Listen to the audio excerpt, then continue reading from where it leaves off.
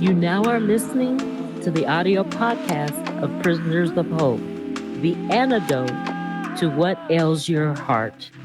I'm your host, Dr. Debbora Whitson.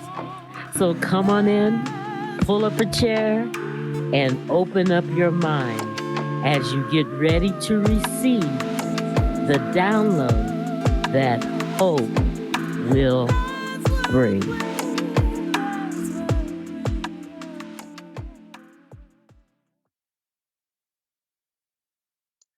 Well, hey, good day. It is Dr. D coming at you.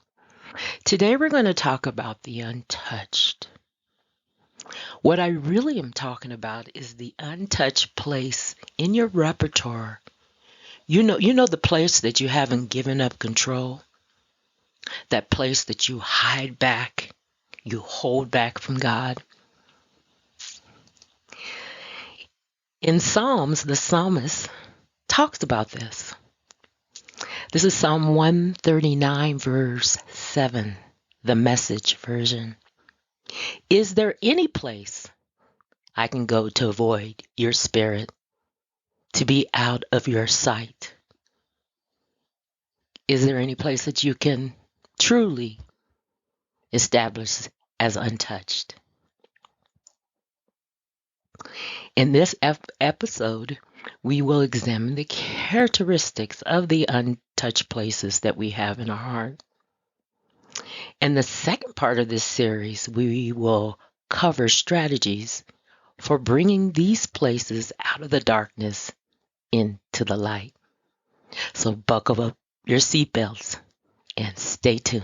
There are areas and topics that you don't even want to breach with yourself, letting on anybody else. If it was a physical place, let's go to the kitchen. In the kitchen, it would be the drawer that you have all that stuff in. You've got all kind of crap in that drawer. You have old appliance warranties, twist ties, bandages, burrow pads. You even got that old fortune cookie fortune that you did not want to throw away. And et cetera, all that crap you have in that drawer. At first, you're aware of what's in the drawer. But over time, as you stuff more and more things into that drawer, you forget what's in the drawer. Let's go out of this metaphor and into the actual. I'm referring to the hidden, untouched parts and spaces, the dark place in your life that you keep hidden from everybody, and you even try to hide it from God. Could it be that it is in your darkest places that you find the doorway? The doorway to what, you ask? The doorway in which your soul passes through to become what God intended you to be. I noticed that in my life, when I was at the weakest place in my life, I thought I couldn't go on. That's when God showed up and showed out. The Apostle Paul wrote about this to the Church of Corinth. He said, "For the sake of Christ, then, I am content with weakness, insults, hardships, persecution, and calamities." And Paul knew about all these.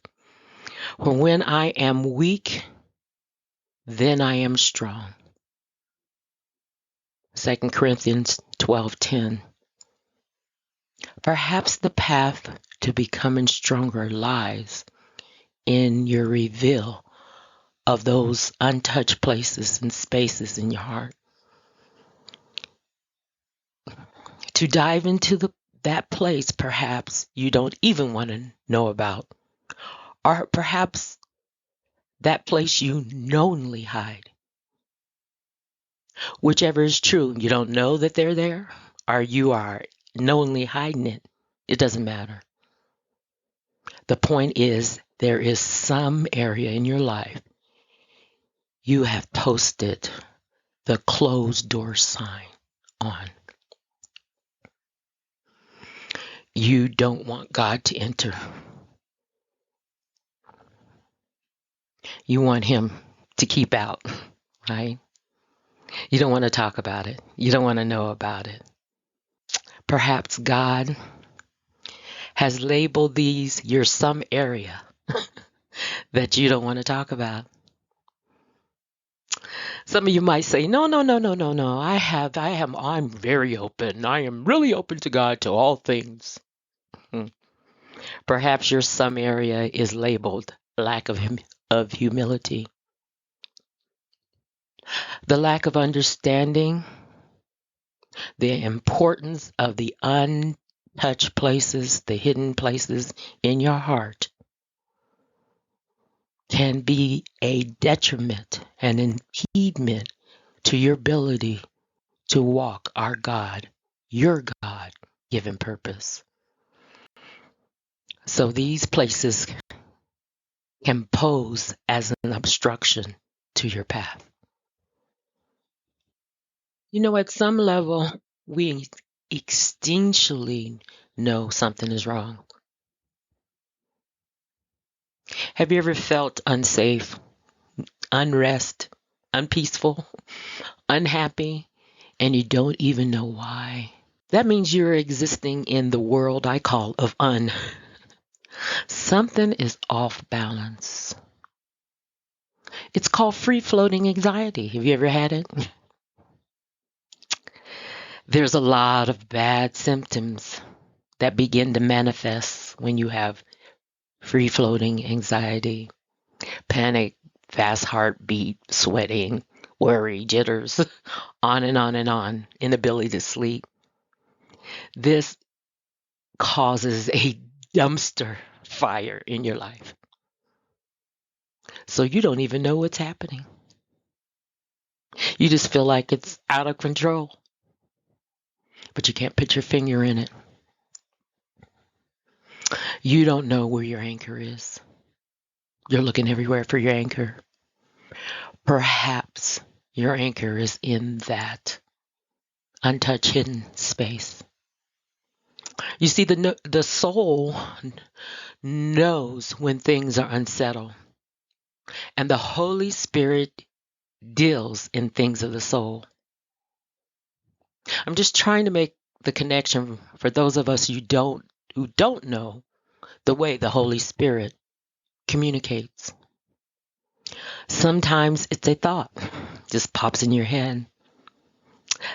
There's no audible word spoken. Sometimes it's a whisper, like David heard in the cave. And sometimes, for me, it could be a shout, like, stop. You feel like you're in the right place. You're doing the right thing, but there's an uncomfortability that you just can't put your fingers on. Perhaps your answer lies in that untouched, hidden space. Maybe it is time to look deeper. In ancient times, many Jewish people traveling to the holy city of Jerusalem at the time of the festival would walk around the country of Samaria, avoiding it like a plague. You see, the Jewish people viewed the Samaritan people as unclean because they had intermarried and they were practicing worshiping other gods beside the God of Jacob. My pastor, he pronounced Samaritan as some area. I like that. So Jesus ventured right into the area and proceeded to engage in a conversation with a woman, which was viewed as forbidden for a rabbi to do in ancient times. It was in that locale that Jesus had the longest recorded conversation in the Bible. So Jesus made an untouched, hidden area, hidden place, noteworthy to the point where we still tell the story of the woman at the well. Back to the question we began this episode with. Where can you go to avoid or to hide from the Spirit of the Lord? Can you hide from His presence? Where can you go? The answer is nowhere. I like how the psalmist put it, and I'm going to quote the psalmist. I can climb to the sky, and you are there. I can go underground, and you are there. I can fly on morning's wings to the far western horizon, and you'll find me in a minute. You are already there. Then I say to myself, oh, He even sees me in the dark. At night, I'm immersed in the light. It's a fact. Darkness isn't dark to you. Night and day, darkness and light, they're all the same to you. That's Psalm 139, 8 through 12, the Message version. I just love that. It's saying you can't go anywhere. You can't hide anything, even though we try.